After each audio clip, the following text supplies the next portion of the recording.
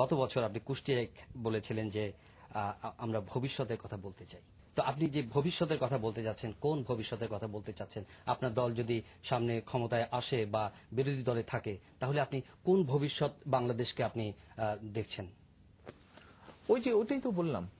আপনি যে বললেন যে এখন অনেকের কাছে যেগুলো ইস্যু, অনেকের কাছে, আমার কাছে ইস্যুগুলো ইজ ডিফারেন্ট। আমি রাজনীতি করতে গিয়ে আমার কাছে ইস্যুগুলো একটু ডিফারেন্ট হয়ে দাঁড়িয়েছে এখন।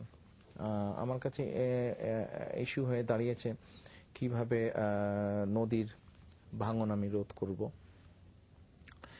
ডেফিনেটলি আমি আমার আমার আমার আমার দেশে ইঞ্জিনিয়ার্স আছে, বুয়েট আছে, বুয়েট এরই মধ্যে বিভিন্ন জায়গায় বুয়েট অনেক জিনিস তারা বিদেশের অনেক বড় বড় ইয়েদের থেকে বেটার প্ল্যান তারা দিয়েছে, কম খরচে তারা সেটা তৈরি করতে সক্ষম হয়েছে এবং সেটা ফলাফল অনেক ভালো পেয়েছে। কাজে তাদেরকে ইনভলভ করে হোক, আমার আর্মি ইঞ্জিনিয়ার্সকে ইনভলভ করে হোক, এই ধরনের যারা আছে করে কিভাবে আমার নদী ভাঙন আমি রোধ করব, কিভাবে বাংলাদেশের পরিধি আমি বাড়াবো,